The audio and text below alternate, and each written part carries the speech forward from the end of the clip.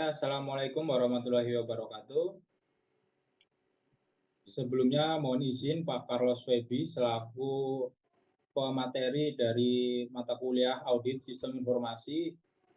Di sini kelompok kami akan mempresentasikan hasil dari laporan kinerja proyek yang telah kami buat sebelumnya, yang beranggotakan saya sendiri Mufamum Tamyiz, Adinda Putri Anggraini, Nisa Nurfadia, Fauzan Budi Atala, Rismayanti, dan Ferry Iswanto. Selanjutnya latar belakang akan dibacakan oleh satu rekan tim saya. Saya Fauzan Budi Atala izin membacakan latar belakang. Laboratorium Informatika memiliki peran yang penting dalam mendukung berbagai aktivitas akademik dan di institut ini sering digunakan untuk pelatihan praktis, pengembangan perangkat lunak, serta penelitian di bidang informatika dan teknologi informasi. Namun, tantangan dalam pengelolaan layanan teknologi informasi di laboratorium informatika tidak dapat diabaikan.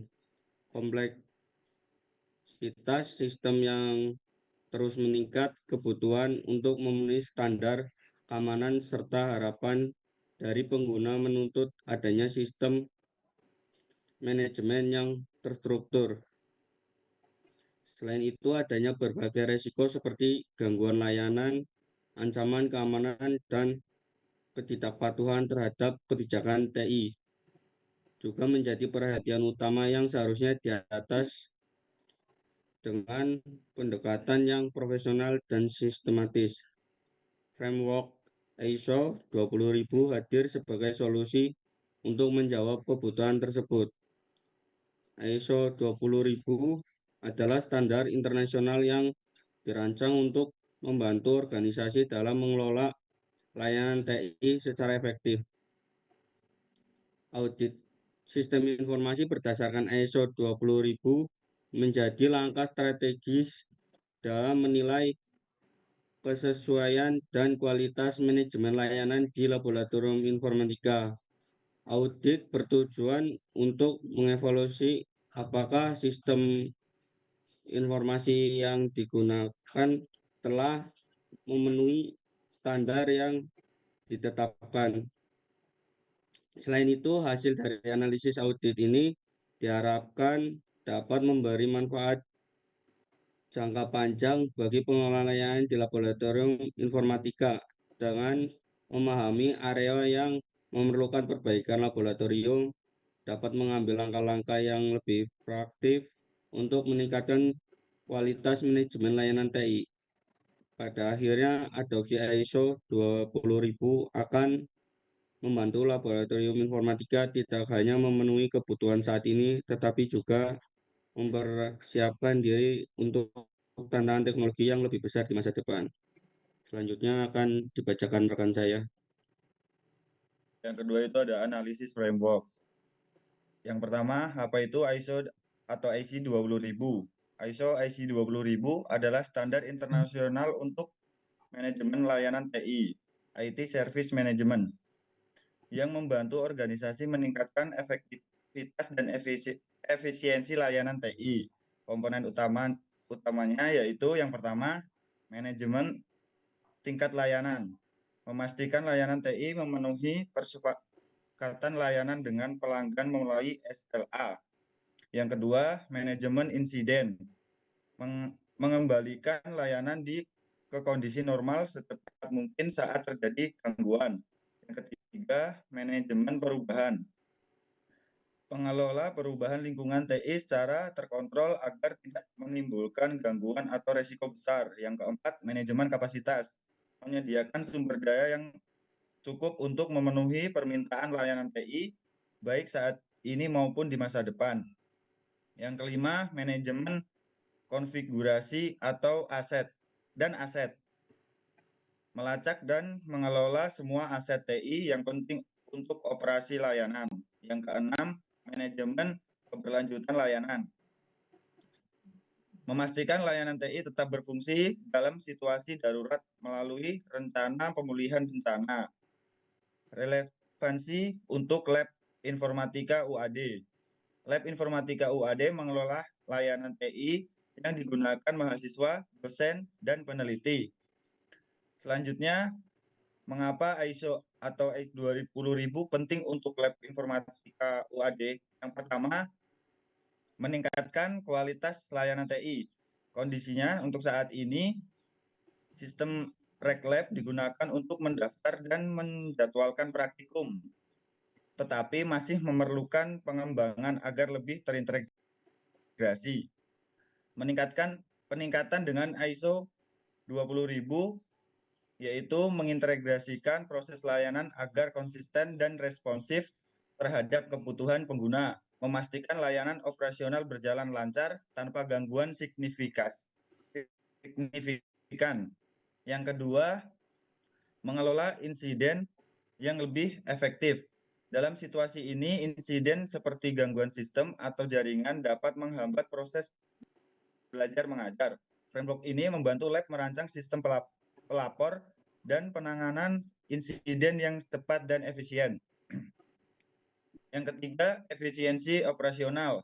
Kondisinya untuk saat ini, infrastruktur teknologi seperti 210 PC dan server sudah tersedia, tetapi belum optimal dalam pengelolaan kapasitas. Peningkatan dengan ISO atau IC 20000, yang pertama, memastikan sumber daya seperti PC dan server digunakan secara efisien untuk memenuhi kebutuhan semua kapasitas untuk mencegah kelebihan beban sistem. Yang keempat, ada reputasi dan akreditasi universitas.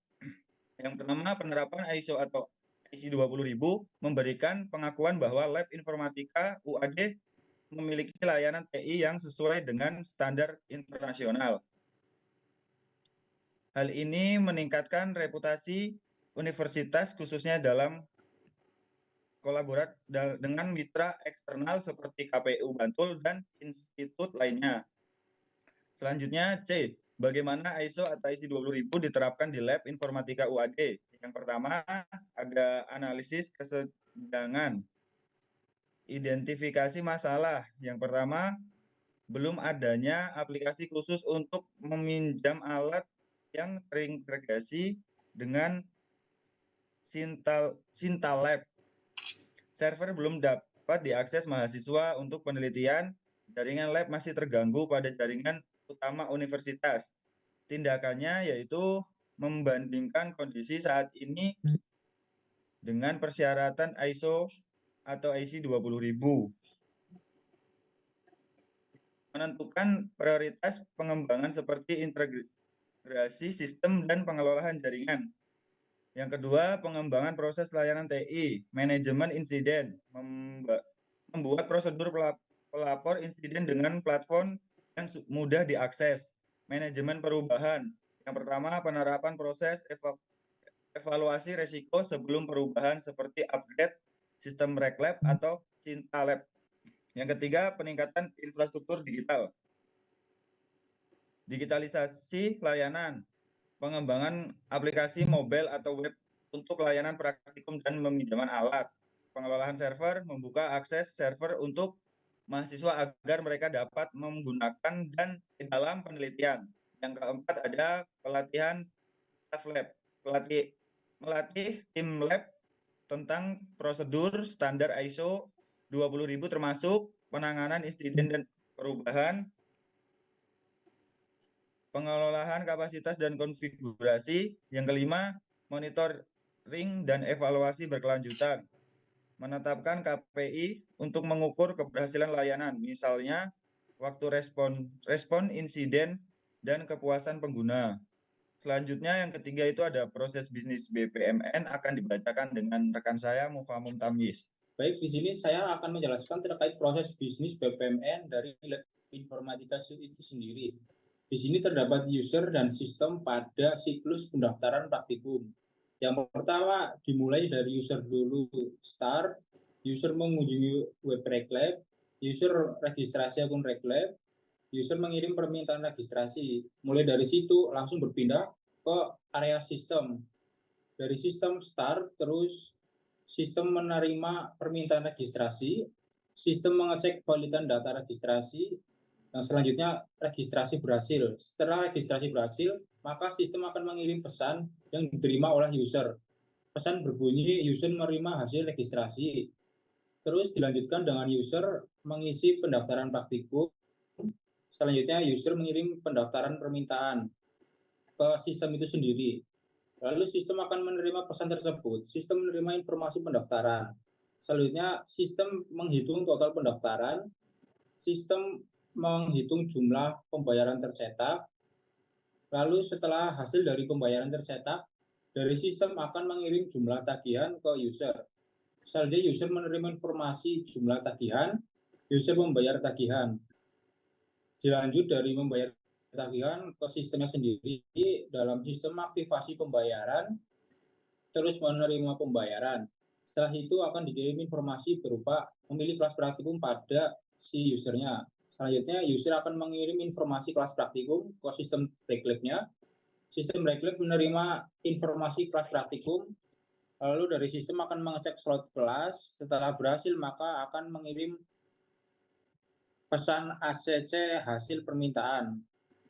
Terus akan dilanjutkan ke usernya berangkat praktikum dan selesai. Untuk selanjutnya ada arsitektur data dan informasi yang akan dibacakan oleh Rismayanti teman saya.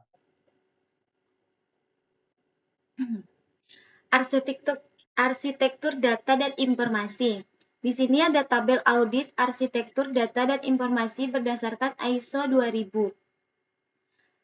Komponen terdiri dari komponen utama yaitu dokumentasi data, konsistensi data, kebijakan retensi data, keamanan data, ketersediaan informasi, distribusi informasi, validasi informasi, portal terintegrasi. Di sini juga ada kriteria audit, status, dan temuan atau observasi, dan rekomendasi. Penjelasan status memadai sudah memenuhi standar dan kebutuhan data saat ini. Perlu peningkatan, sudah berjalan dengan baik tetapi masih ada ruang untuk perbaikan. Belum memadai, tidak memenuhi standar atau memerlukan tindakan perbaikannya segera. Analisis arsitektur data. A. Keunggulan. Sistem Reklab memiliki struktur data terintegrasi dengan SIA atau Sistem Informasi Akademik yang memungkinkan sinkronisasi dan mahasiswa secara otomatis. Sintaklab mendukung proses peminjaman barang dengan sistem yang terdigitalisasi meskipun masih memerlukan pengembangan. Penyimpanan data berbasis cloud telah ditetapkan untuk mendukung pengelolaan nilai praktikum secara real-time. B. Kelebihan.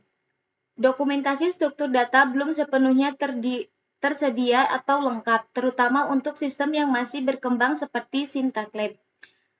Data lama yang tidak relevan belum dikelola secara efisien, belum ada kebijakan retensi data yang baku. Akses server terbatas untuk dosen sehingga mahasiswa tidak dapat memanfaatkan untuk penelitian secara langsung. Rekomendasi perbaikan. Lengkapi rekomendasi struktur data untuk semua sistem informasi yang digunakan. Terapkan kebijakan retensi data untuk menghapus data yang tidak lagi diperlukan secara berkala. Evaluasi potensi perluasan akses server untuk mahasiswa guna mendukung kegiatan riset. Di sini juga ada analisis arsitektur informasi. Keunggulannya yaitu informasi layanan praktikum tersedia secara terstruktur melalui Reklab, mencangkup jadwal dan pendaftaran praktikum. Sistem monitoring kendala praktikum membantu pengelolaan laporan masalah mahasiswa secara terpusat. Integrasi data mahasiswa baru dengan SIA memastikan konsistensi informasi pengguna.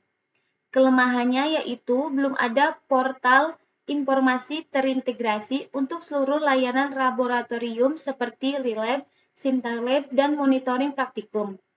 Alur distribusi informasi antar sistem masih bergantung pada pengelolaan manual dalam beberapa proses. Tidak ada mekanisme otomatis untuk memvalidasi kelengkapan dan keakuratan informasi di semua sistem. Rekomendasi perbaikan. Kembangkan portal informasi terintegrasi untuk menyatukan semua layanan laboratorium, digitalisasi seluruh alur informasi untuk mengurangi ketergantungan pada proses manual. Terapkan validasi otomatis untuk memastikan kualitas informasi sebelum distribusi. Selanjutnya akan dibacakan oleh rekan saya. Baik, untuk selanjutnya akan dibacakan oleh rekan saya, Adinda Putri Anggraini. Yang kelima, infrastruktur jaringan dan teknologi. A. Topologi jaringan. Rancangan topologi jaringan Laboratorium Informatika UAD. Yang pertama, jenis topologi ada topologi hybrid dan keuntungannya itu memungkinkan skalabilitas untuk penambahan perangkat baru dan memastikan konektivitas optimal. Yang kedua, komponen utama ada core switch menghubungkan server, router, dan switch di seluruh lab. Yang kedua ada router sebagai penghubung ke jaringan internet UAD dan mengakses publik.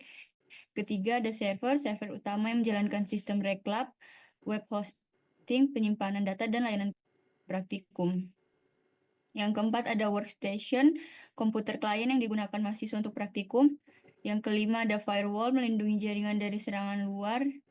Yang keenam ada UPS, menjamin core. Router UAD terhubung ke core switch untuk mendistribusikan koneksi internet ke berbagai subnet. Subnet server reklab berada di jaringan lokal yang diatur melalui VLAN untuk keamanan. Yang kedua, lapisan distribution. Core switch mendistribusikan koneksi ke switch masing-masing lab melalui VLAN, memisahkan segmen jaringan untuk setiap ruang lab. Switch di ruang lab terhubung ke workstation dan access point. Ketiga, lapisan akses. Yang keempat, keamanan jaringan. Firewall ditempatkan di antara router dan core switch untuk memfilter lalu lintas yang tidak sah. Yang B, tata letak ruangan. Jumlah keseluruhan komputer di Laboratorium Informatika adalah sebanyak 210 PC. Komputer-komputer ini tersebar di beberapa laboratorium dengan rincian sebagai berikut. 170 PC di lab jaringan, lab basis data, dan lab multimedia, dan lab komputasi dasar, serta 40 PC berada di lab riset. Berikut adalah gambar lab informatika UAD. Selanjutnya akan dilanjutkan oleh Nisa. Baik, untuk aplikasi yang digunakan dari Laboratorium Informatika UAD itu ada Reklab, digunakan untuk pendaftaran dan penjadwalan praktikum. Yang kedua, pendaftaran asisten praktikum. Yang ketiga, monitoring layanan praktikum. Keempat, integrasi dengan sistem informasi akademik atau SIA. Yang kedua ada Sintalab. Sintalab adalah sistem yang digunakan untuk mengelola proses peminjaman barang atau alat di laboratorium. Kemudian yang ketiga ada sistem monitoring kendala praktikum. Yang keempat ada portal akademik. Yang kelima ada layanan cloud untuk praktikum. Laboratorium menyediakan layanan berbasis cloud untuk mendukung kegiatan praktikum. Kemudian fasilitas digital untuk pembelajaran. Untuk menunjang pembelajaran praktikum, laboratorium juga telah membangun layanan berupa materi video yang dapat diakses mahasiswa.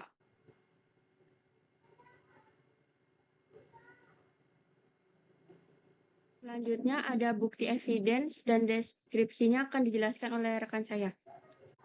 Oke, di sini saya akan menjelaskan terkait tabel evidence. Yang pertama terdapat kolom parameter, evidence, deskripsi, standar, dan beserta penilaian dari kami sendiri. Terus ada average, yaitu rata-rata penilaian dari kami, dan keterangan evidence itu sendiri. Dalam tabel parameter terdapat plan organize, manage, dan operation, terus service, serta security. Nah, dalam tabel parameter setiap indikasi memiliki levelnya sendiri, seperti contohnya plan dan organize, yaitu memiliki level perencanaan dan manage. Seterusnya ada tabel kuesioner dan benchmark. Di sini nama editornya dari tim kita sendiri. Terus untuk nama respondennya adalah dari Kepala Lab Informatika sendiri, yaitu Pak Sigit Arifianto ST. Isi kuesioner sendiri kami telah melakukan beberapa pertanyaan terkait wawancara yang berjumlah 18 pertanyaan. Pertanyaan tersebut menganut berbagai isi dari apa yang lab informatika sendiri itu dan bagaimana proses bisnisnya itu bisa berjalan. Yang selanjutnya ada kuesioner mahasiswa informatika. Kuesioner ini adalah hasil dari yang kami sebarkan melalui G-Form untuk para mahasiswa aktif program studi informatika untuk menilai seberapa akurat dan seberapa bagus kinerja dari lab informatika itu sendiri. Yang terakhir ada penilaian benchmark. Dalam penilaian benchmark terdapat kolom label, lab informatika, dan standar. Dari benchmark ini sendiri adalah hasil dari akumulasi penilaian tabel evidence sebelumnya.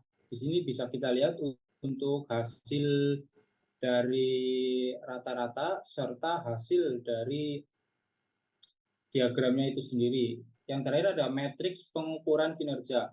Dalam matriks pengukuran kinerja itu terdapat kolom proses atau area, indikator kinerja utama atau KPI, target, hasil aktual, status, serta catatan.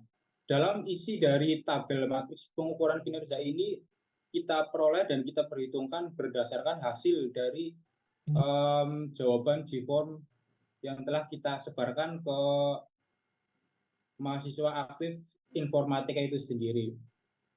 Demikian untuk proses dari presentasi kita di dalam pengelompokan dalam kelompok lab informatika itu sendiri.